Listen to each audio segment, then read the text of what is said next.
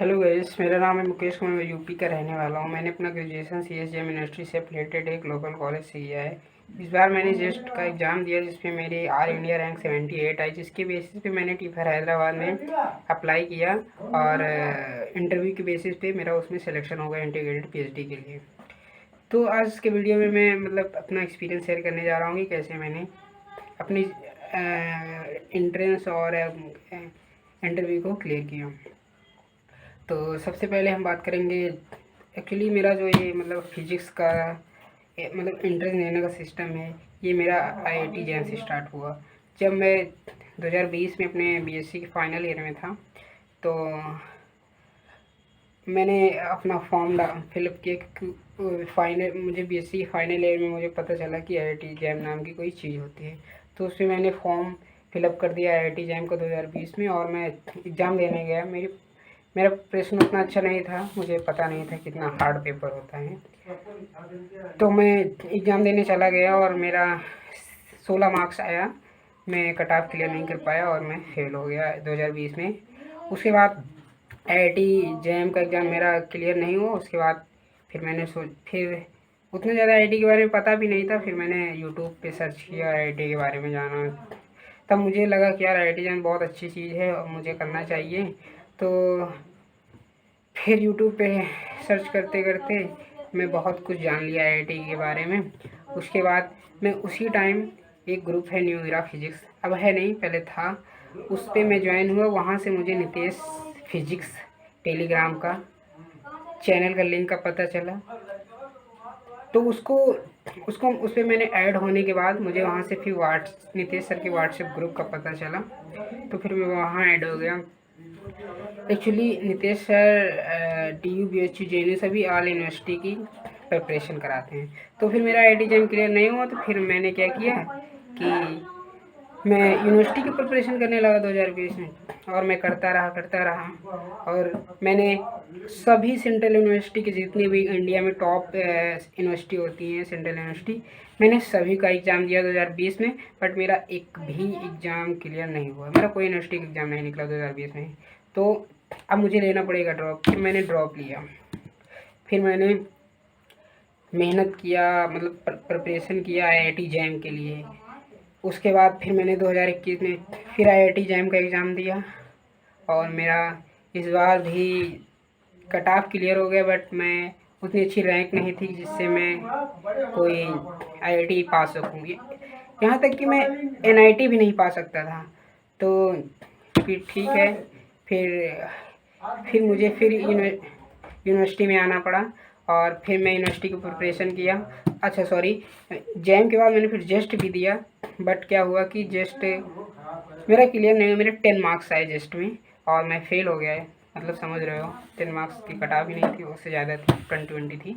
तो मैं उसमें भी मेरा जेस्ट भी ख़राब हो गया। फिर इसी ईयर 2021 में फिर मैंने यूनिवर्सिटी का भी एग्ज़ाम दिया। मैंने सभी यूनिवर्सिटी का एग्ज़ाम दिया, DU BHU JNU जामिया जितनी भी SPPU पौंडीचेरी सबका दिया 2021 में। बट मेरा कोई भी यूनिवर्सिटी का एग्ज़ाम क्लियर नहीं हुआ। तो मतलब 2020 में भी एक भी एग्ज़ाम नहीं निकला और 2021 में भी एक भी एग्ज़ाम नहीं निकला, और अब मुझे फिर ड्रॉप लेना पड़ेगा। तो मैं बहुत ज़्यादा फ्रस्ट्रेट हो गया। मतलब क्या होता है कि अब 2 साल से एक ही सब्जेक्ट पढ़ रहे हैं, एक ही चीज़ की तैयारी कर रहे हैं, और आपसे एक भी एग्ज़ाम नहीं निकल रहा, एक भी इंटरेस्ट नहीं निकल रहा, वो चाहे यूनिवर्सिटी का हो, चाहे किसी रिसर्च इंस्टीट्यूट, किसी भी चीज़ को आपसे निकल नहीं रहा। जाहिर सी बात है आपके अंदर फ्रस्ट्रेशन आएगा। तो मेरा फिर नितेश सर से थोड़ा कांटेक्ट अच्छा बन रहा था, मैं उनसे पर्सनल कॉल पे भी बात करने लगा। तो फिर सर मुझे गाइड कर रहे थे कि कैसे क्या करना है। तो जब भी मैं फ्रस्ट्रेट होता था तो मैं उनके पास कॉल कर लेता था और अपना मतलब पूरा टेंशन ख़त्म करके फिर पढ़ने लगता था। तो इसी तरह फिर मैंने पढ़ते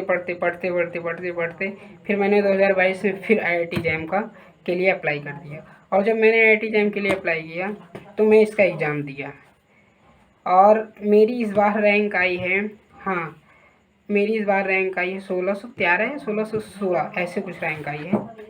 इस बार भी मुझे कोई आईआईटी और क्या बोलते हैं एनआईटी नहीं, एनआईटी तो मिल सकती है, उतनी खास एनआईटी नहीं मिलेगी, अच्छी नहीं मिलेगी, तो मतलब आईआईटी मेरी नहीं मिलेगी।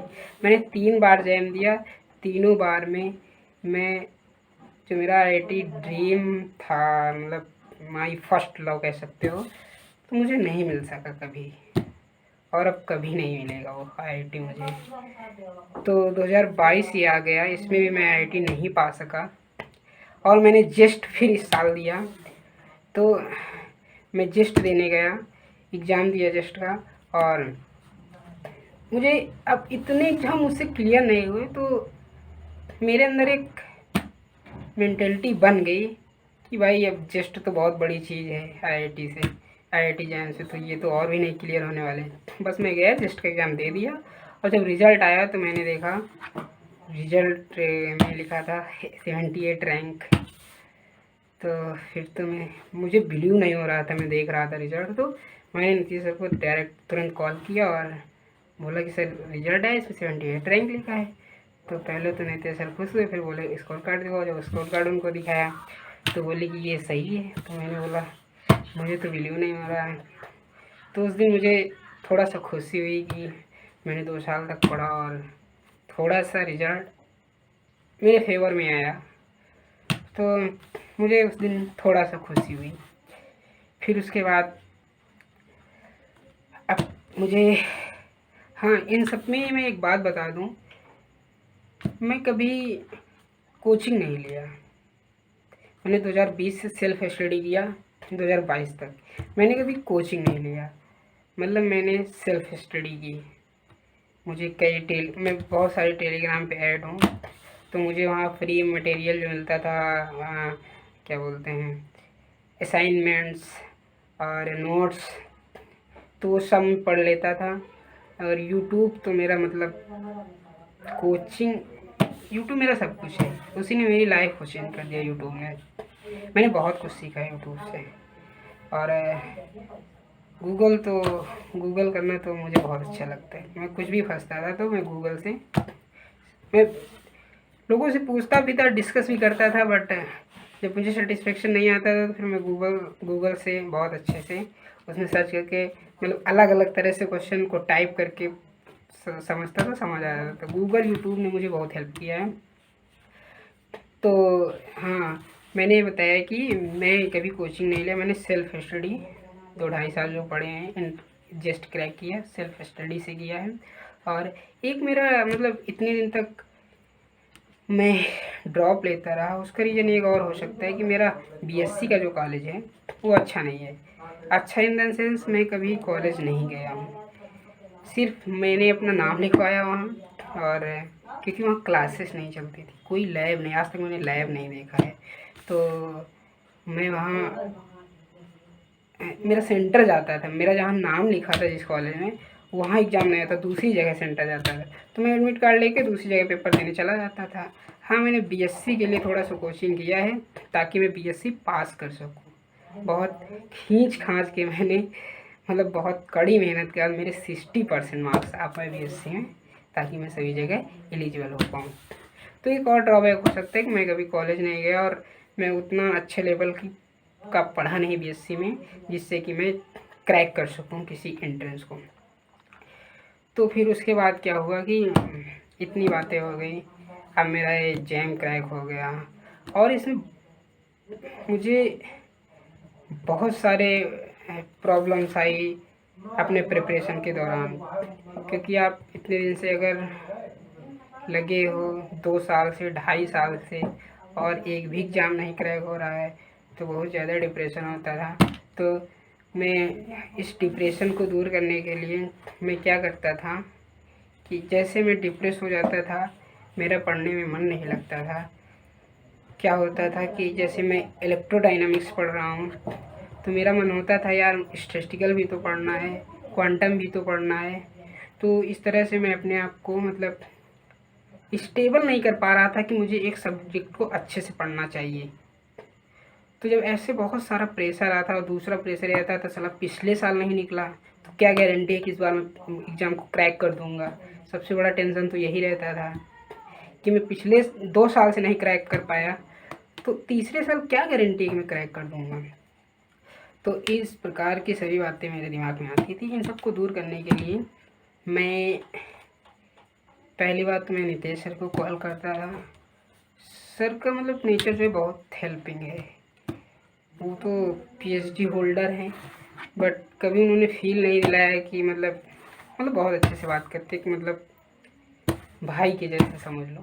तो और दूसरी बात, मैं अपने कुछ मेरे फ्रेंड्स हैं जो बहुत अच्छे हैं, तो मैं उनसे भी बातें करता। कुछ मेरे आईआईटी में फ्रेंड्स हैं, तो मैं उनसे बातें करता था ताकि मुझे अच्छा लगे।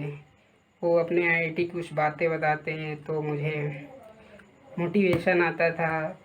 फिर पढ़ने में मन लगता था, यार ये आईआईटी में ऐसे ऐसे बता रहा है, मुझे भी वहाँ जाना चाहिए।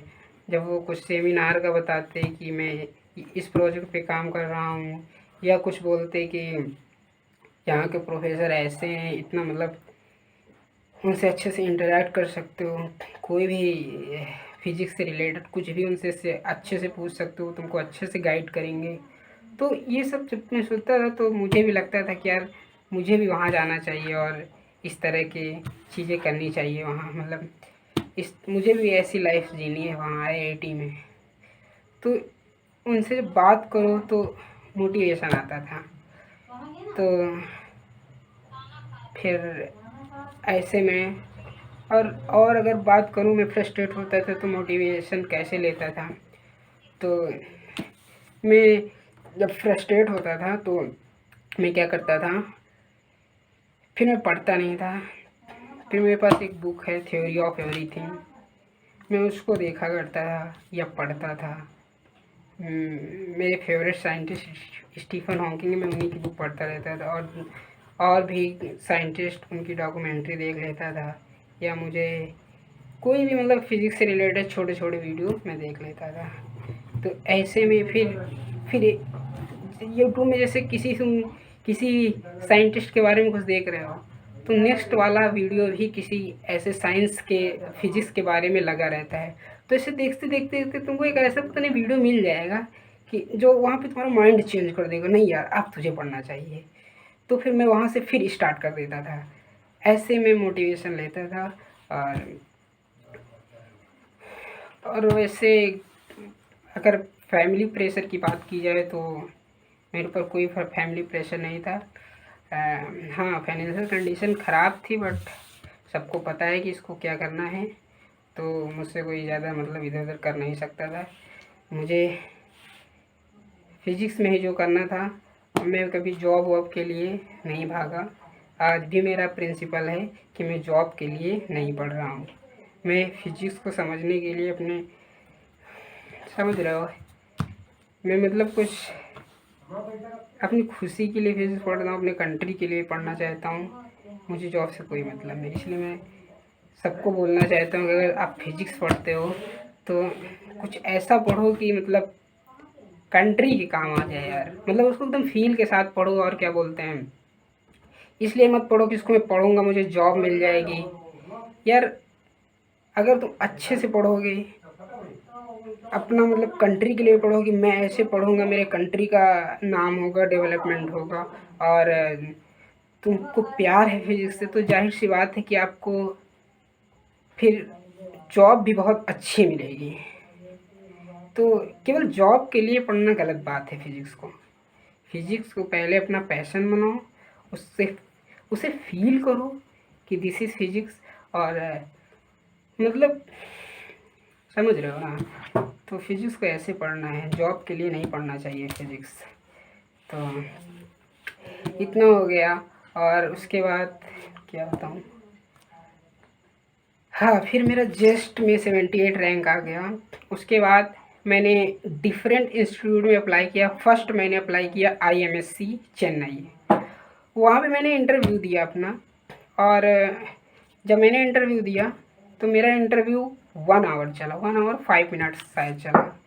तो अकॉर्डिंग टू मी इंटरव्यू तो मेरा हमको लगता बहुत अच्छा था, बट मेरा वहाँ सिलेक्शन नहीं हुआ। उसके बाद मैं HRI इलाहाबाद में मेरा इंटरव्यू हुआ। उसमें 35 मिनट का इंटरव्यू था। तो उसमें मुझसे 3 क्वेश्चन पूछे गए।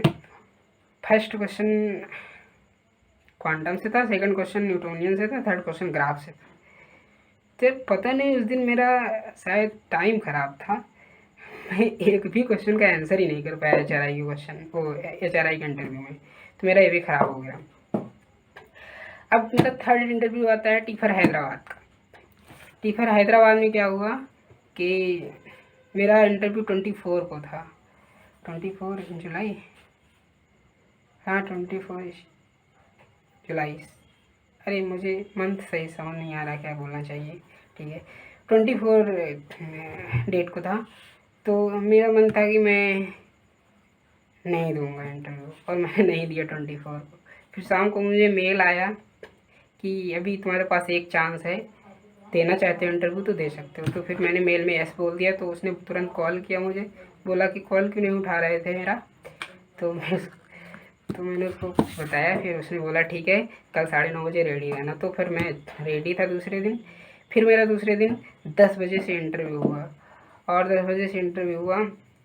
तो फिर इंटरव्यू होता रहा। मेरा टीफर हैदराबाद का इंटरव्यू 1 घंटे 40 मिनट चला। और ये इंटरव्यू मतलब मैंने जो 2 इंटरव्यू दिए, सबसे अच्छा मेरी लाइफ का इंटरव्यू पूछा है तो मेरा टीफर हैदराबाद का था। और वो मुझे इंटरव्यू के लास्ट में खुद इंडिकेट कर दिए कि हम तुमको लेना चाहते हैं, कुछ बातें ऐसे बोल के। तो उसने मुझसे 3-4 सब्जेक्ट्स क्वेश्चन पूछे, ग्राफ से पूछा, quantum mechanics, electrodynamics, complex analysis और स्टैटिस्टिकल फिजिक्स। और क्लासिकल मैकेनिक्स में से क्लासिकल क्या मान सकते हो, वे ऑसिलेशन से, वो जो हार्मोनिक ऑसिलेटर होता है उससे क्वेश्चन पूछा। और कुछ ग्राफ बनवाए थे पोजीशन और टाइम में। इसका हो सकता है तुमको मैं अलग से बता दूंगा कि क्या क्या क्वेश्चन पूछे गए इंटरव्यू में। तो मेरा इंटरव्यू जब 1 घंटे 30 मिनट हो गया टीफर हैदराबाद, फिर उसने मुझसे मेरे ड्रॉप के बारे में पूछा कि क्यों ड्रॉप लेना चाहते हो। तो मैं ड्रॉप का इसलिए बताना चाहता हूँ कि मुझसे कई लोगों ने पूछा है कि ड्रॉप लेने से क्या होता है। तो मैं आपको बता दूं कि ड्रॉप लेने से कुछ नहीं होता है। केवल कुछ इंस्टीट्यूट इंडिया में, जो कि इंडिया का इतना भ्रष्ट सिस्टम है एजुकेशन का, कि किसी की क्या गलती है, अगर उसने ड्रॉप ले लिया, हो सकता है वो पहले उसको इंटरेस्ट कम रहा होगा फिजिक्स में, हो सकता है उसे कोई प्रॉब्लम आ गई हो जिससे उसे ड्रॉप लेना पड़ा। तो हमको लगता है ये एजुकेशन का सिस्टम नहीं होना चाहिए कि तुम ड्रॉप लिया है तो तुम उसको एडमिशन नहीं दोगे। तो इंडिया में कुछ इंस्टीट्यूट हैं जैसे कि आइजर भोपाल है, SN बोस वेस्ट बंगाल में है। ये सब क्या करते हैं कि रनिंग ईयर वाले स्टूडेंट को लेते हैं सिर्फ एडमिशन के लिए। तो ये सिस्टम बहुत गलत है, क्योंकि चलिए मान लीजिए मुझसे तो एंट्रेंस क्रैक नहीं हो रहा था भाई, मुझे आता नहीं था तो मैं रनिंग ईयर में नहीं ले पाया।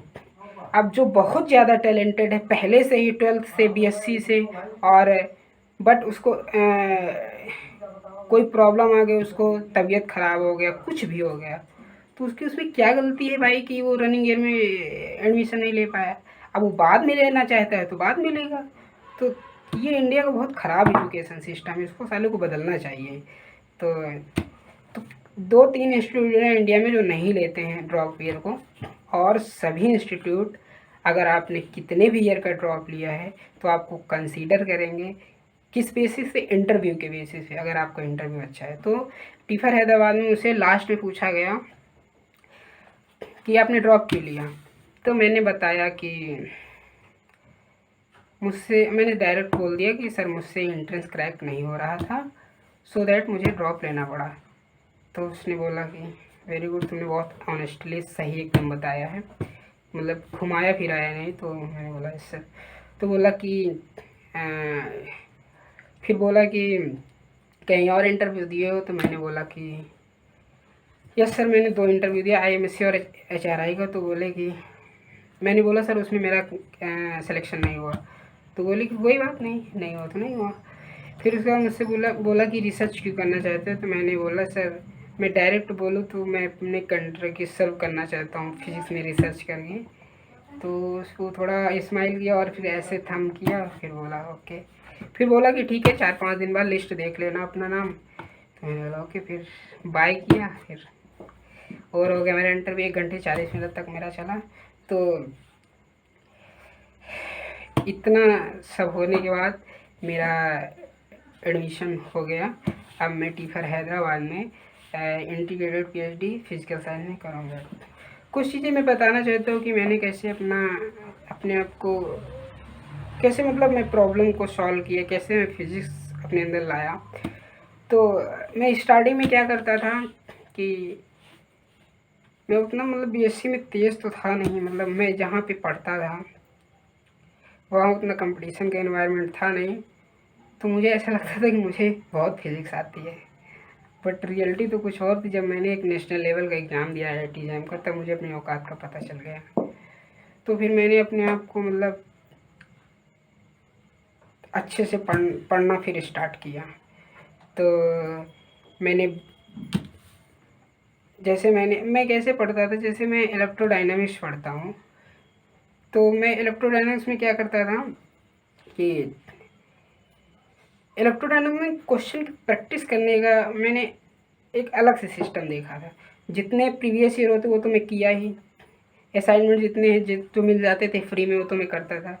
बट मेरा एक और सिस्टम था, जितने भी स्टैंडर्ड बुक होती हैं मैंने उनके पीछे के जो क्वेश्चन होते हैं, देखो थ्योरी तो मैं एक ही बुक से पढ़ा, तुम ग्रिफिथ कह सकते हो, वैसे ग्रिफिथ ही पढ़ना चाहिए, इंटरव्यू में उससे बहुत ज़्यादा फ़ायदा होता है।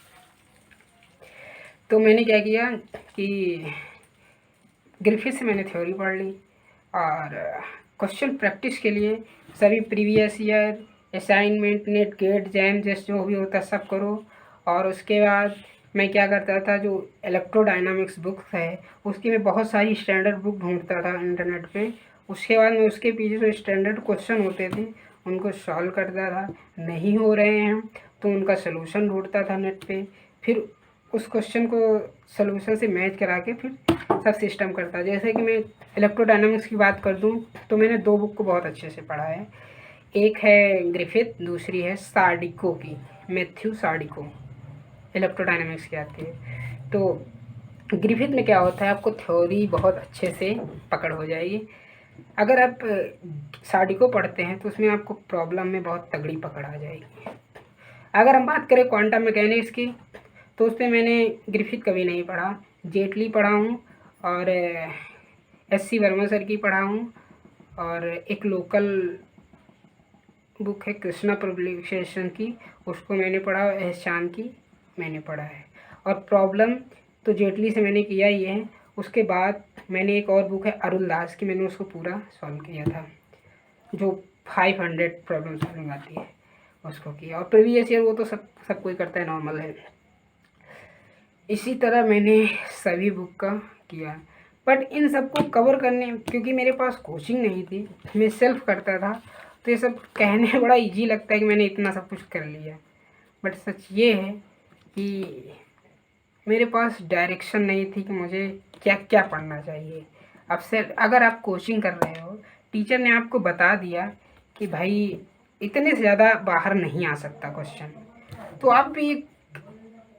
आप भी मान लेते हो हाँ भाई इससे ज़्यादा नहीं। आप सर ने बोल दिया, सर तो इतने दिन से पढ़ा रहे हैं, सर को बहुत तगड़ा एक्सपीरियंस है, तो आप मान लेते हो कि इससे बाहर नहीं जाएगा।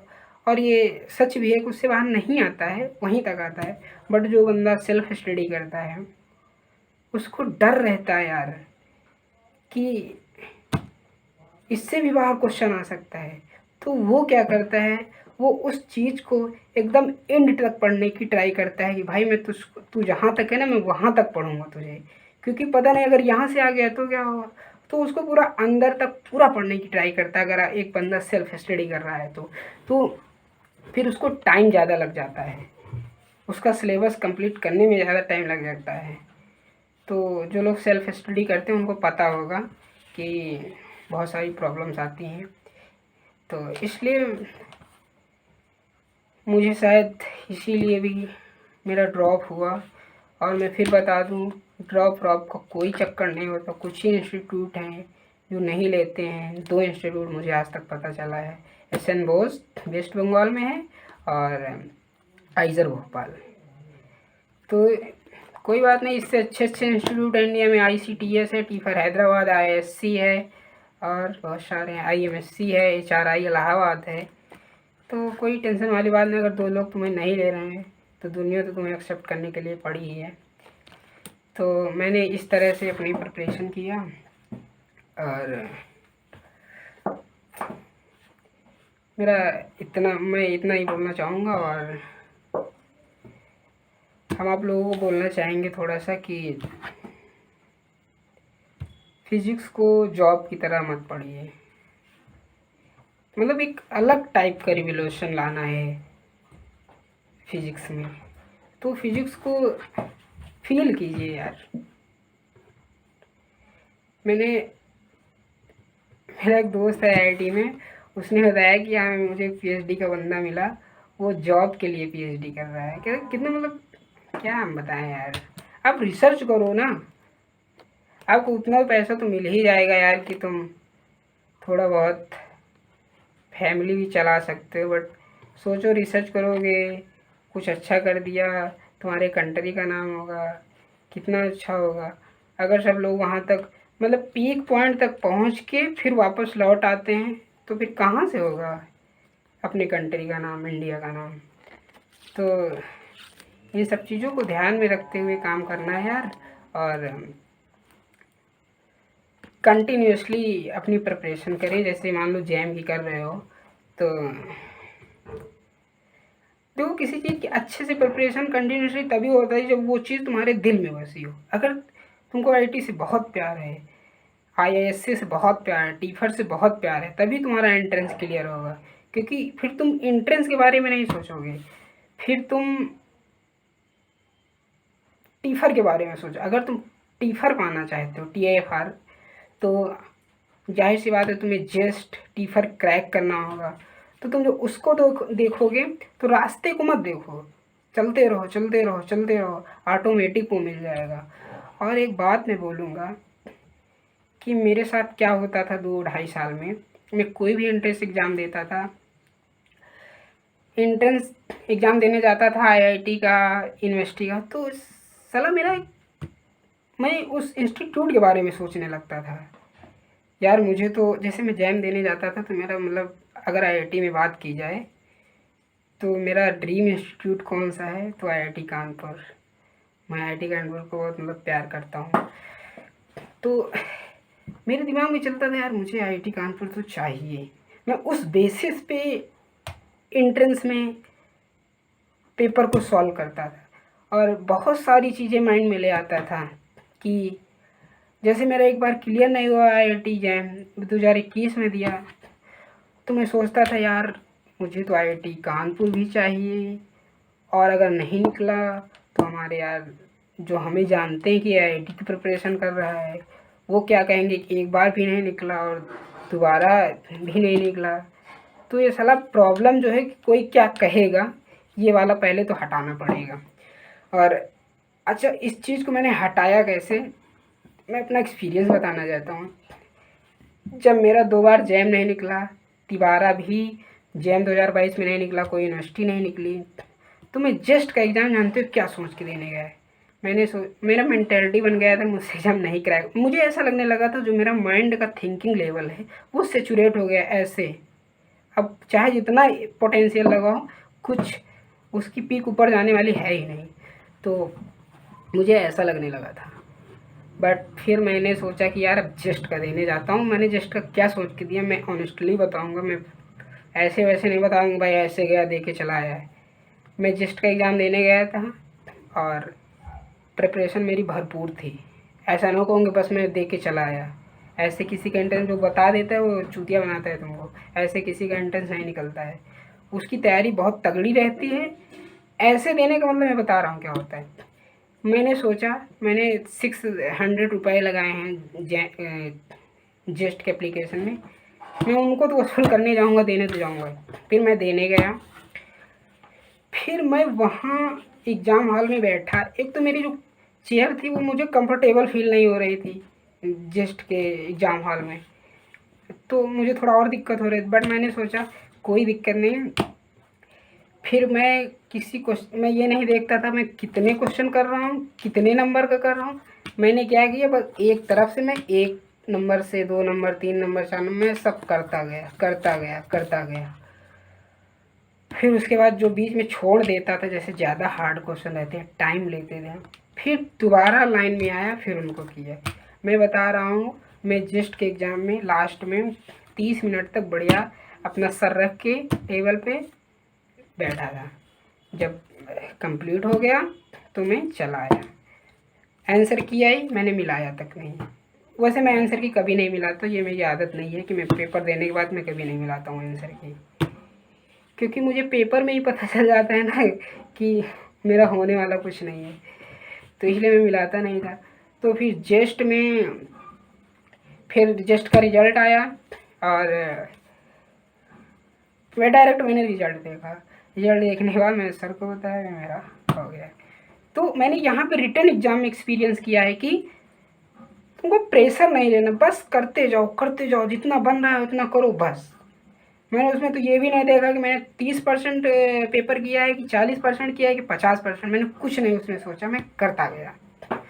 उसके बाद सेम थिंग मैंने इंटरव्यू में एक्सपीरियंस किया। वो चीज़ क्या है कि मैं जब IMSC का इंटरव्यू देने गया तो मैं उसके बारे में बहुत ज़्यादा पढ़ लिया था, IMSC के बारे में, मतलब उसका कैसे वो इस्टेब्लिश हुआ वहाँ, कैसे आया, IMSC की क्या खासियत है, क्यों IMSC क्या है, कैसे क्या पढ़ाया जाता है, कितने अच्छा है कितना नहीं अच्छा है, प्रोफेसर सब कुछ मैंने उसमें बहुत अच्छे से डिटेल में एनालिसिस कर लिया। तो मेरे माइंड में फिट हो गया, साला मुझे यहीं जाना है। और जब किसी चीज़ का हमको लगता है ज़्यादा चाहते हो तो मिलता नहीं कभी यार, मुझे थोड़ा ऐसा लगता है जहाँ तक मैंने एक्सपीरियंस किया है। तो फिर क्या हुआ कि मैं IMSC बहुत चाहने लगा, यार मुझे यही मिलना चाहिए, देख लो नहीं हुआ। फिर उसके बाद HRI, तो हमको लगता है सबका बहुत ड्रीम इंस्टीट्यूट होता है, क्योंकि एक रिसर्च इंस्टीट्यूट है, ऊपर से वो आपको केवल MSc की डिग्री देता है। आप उसके बाद चांस होते हैं फॉरेन जाइए, कहीं भी जाइए, आपने PhD चेंज कर सकते हो किसी दूसरे इंस्टीट्यूट में। तो मैं मतलब ये मेरा भी बहुत ड्रीम इंस्टीट्यूट था कि मैं इसमें होना चाहिए, तो मैं इसको भी बहुत दिल से ले लिया, तो ये भी नहीं हुआ। सच बताऊँ तो मैं टीफर हैदराबाद में सोचा भी नहीं था। मैंने बताया कि मैं 24 को मेरा इंटरव्यू होना था, बट मैं दिया नहीं। तो फिर बट मैं दिया मतलब एकदम फ्री होके, और मेरा इंटरव्यू क्रैक हो गया। और अब मैं अपनी इंटीग्रेटेड यूनिवर्सिटी टीफर हैदराबाद से क्रैक करूँगा। एक चीज़ और बता दूँ कि ठीक है, इतना ही है, मुझे कुछ याद नहीं आया। ठीक है, थैंक यू फॉर वॉचिंग।